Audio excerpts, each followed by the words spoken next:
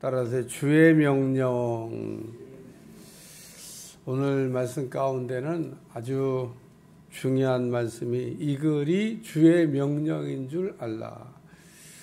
하나님의 말씀은 그 5가지로 되어 있는데 명령과 약속, 그리고 해야 될 일과 또 피해야 될 일, 또 경고, 이런 말씀 5개로 이렇게 되어져 있습니다. 그 중에서도 특별히 하나님의 명령이라고 하는 이 말씀은 우리가 구약 성경을 이렇게 보시면은 율법이라고 하는 것이 나오는데 율법의 내용을 이렇게 들여다보면 2가지의 명령어로 되어 있는 걸 알 수 있습니다. 하나는 하라, 또 하나는 하지 마라. 이렇게 2개의 명령어가 나오는데 하나님의 말씀을 여러분이 읽으시면서 하라고 하는 말씀은 하면 되는 거고요. 하지 말라고 하는 말씀은 하지 않으면 되는 겁니다. 하라고 하는 말씀과 하지 말라고 하는 이 2개의 말씀을 우리가 명령어라 그렇게 얘기합니다. 이 명령이란 말은 군대에서 사실은 이렇게 자주 쓰는 말이기도 한데 명령하는 거를 이렇게 안 들으면 어떻게 되나? 그건 이제 명령 불복종이 되는 거죠. 신앙적 용어로 얘기하면 불순종이 되는 겁니다. 죄를 짓는 거다 그런 얘기입니다. 이 하나님께서 우리에게 하신 명령은 우리가 따라야 될 말씀이에요. 따라야 돼. 이 글이 주의 명령인 줄 알라. 사도 바울이 고린도서를 이렇게 쓰면서 고린도서에서는 권면도 나오고 명령도 나오는데 오늘 14장에 나온 방언과 그리고 통역과 예언에 관한 말씀은 권면이 아니라 이렇게 했으면 좋겠다라고 권하는 말씀이 아니라 오늘 이 방언과 통역과 예언에 관한 말씀은 명령이다. 그러게 좀 다른 표현을 하면 하나님의 뜻이다. 이렇게 지금 표현한 겁니다. 따라서 오늘 우리가 이 고린도서 14장에 나온 방언과 통역과 예언에 관한 말씀은 우리가 기도를 할 때 원칙과도 같은 겁니다. 이걸 이렇게 벗어나게 되면 하나님 앞에 죄를 짓는 거가 되는 거죠.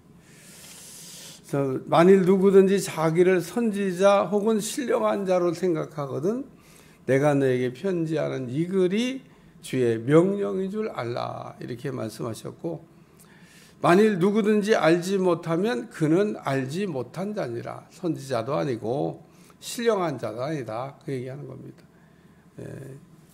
이게 하나님의 명령인지 아닌지도 모르는 사람이 어떻게 선지자며 어떻게 또 신령한 자냐 이렇게 얘기하면서 그런즉 내 형제들아 예언하기를 사모하며 오늘 14장 1절에 보면 특별히 예언을 하려고 하라.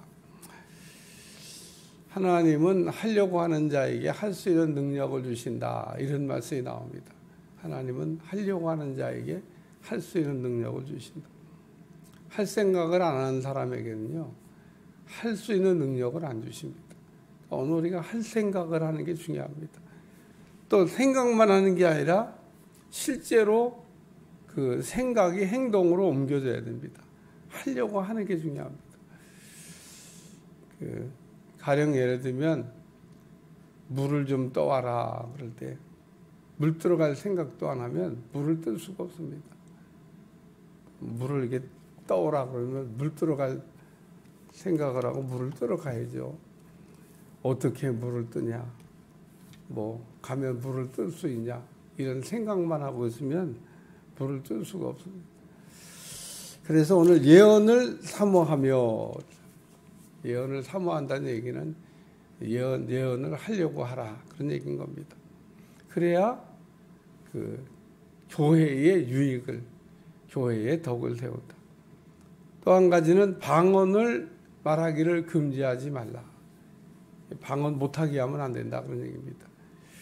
사도 바울이 이게 방언 못하게 하지 말라고 했는데 성경을 몰라서 그런 건지 알고도 그런 건지 모르겠습니다만은 몰라서 그런 거는 무식한 죄고 알고도 우리가 금한 거는 고범죄에 고의적으로 죄를 진 거에 해당되는데 둘 다 그 죄를 짓는 겁니다. 그러니까 오늘 우리가 방언 말하기를 금지하지 말라.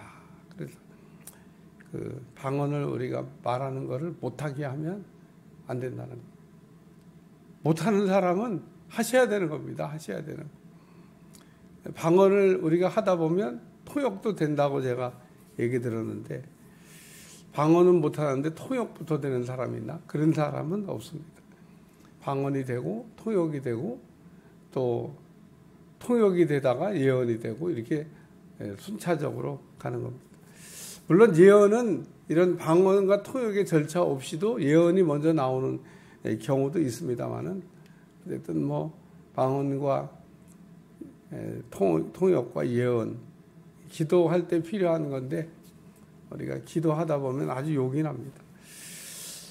세 번째 말씀은 품위 있게라는 말씀인데 모든 것은 품위 있게 하고 질서 있게 하라. 그러니까 품위라고 하는 게 격을 얘기하는데 사실은 뭐 무질서하게 우리가 하면 안 된다고 하는 그런 말씀입니다. 잘 아름답게 해야 된다고 하는 그런 말씀입니다. 어떤 사람 보면 좀 품위가 없는 사람이 있습니다. 품위를 이게 하나님의 신령한 것들을 우리가 다루면서 하나님의 격을 이렇게 떨어뜨리면 안 되는 거예요. 우리가 하나님께 영광이 되나 또 하나님이 이 일을 통해서 기뻐하시나 이런 것들을 우리가 잘 생각할 필요가 있다고 하는 말씀입니다. 고린도전서 14장에 있는 말씀을 통해서 방언과 통역과 예언에 관한 말씀을 이렇게 자세하게 다루는데 결론적인 말씀은 좀 여러 번 읽으면 참 좋겠다 이런 생각이 듭니다. 제가 다 설명한 거냐? 다 설명한 거 아닙니다. 새벽에 설교를 전하면서 몇 번에 나눠서 설교했지만 다 한 거냐? 다 한 거 아닙니다. 나머지 내용들은 여러분이 다시 읽어보면 제가 설명하지 않은 내용까지도 더 많은 것을 얻어서 기도에 요긴한 도구가 될 줄로 믿습니다. 기도하겠습니다. 하나님 오늘도 기도에 관한 말씀들을 자세하게 가르쳐 주셨는데 우리가 기도에 참으로 어떤 수준이 있는 사람들이 되게 도와주시고 날마다 우리가 기도를 통하여 하나님을 만나가는 종들이 되게 하여 주옵소서. 예수님의 이름으로 기도합나이다. 아멘.